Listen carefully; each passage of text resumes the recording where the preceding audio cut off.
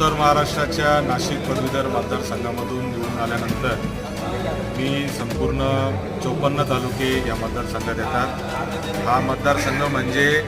अहिल्याबाई होळकरांचं जन्मगाव असलेल्या अहमदनगर जिल्ह्याच्या चोंडीपासून ते गुजरात मध्य प्रदेशची बॉर्डर असलेल्या धडगाव तालुक्यापर्यंत एवढा विस्तृत असा हा 54 तालुक्याचा मतदारसंघ आहे। आज मी धडगाव तालुक्यामध्ये देखील आलेलो आहे, नंदुरबार जिल्ह्यात आलो आहे की आदिवासी भागामध्ये शिक्षणाच्या काय काय अडचणी आहेत, आरोग्याच्या काय काय अडचणी आहेत, पदवीधर मुलांच्या काय समस्या आहेत, बेरोजगार तरुणांच्या काय समस्या आहेत, डॉक्टरांच्या काय, इंजिनियरच्या काय, अशा सगळ्या प्रश्नांवर त्या ठिकाणी मी विविध संघटनांना संस्थांना भेटीगाठी घेऊन त्यांचे प्रश्न समजून घेण्याचा प्रयत्न करतोय आणि निश्चित त्याच्यामध्ये मार्ग काढण्याचा माझा प्रयत्न राहणार आहे।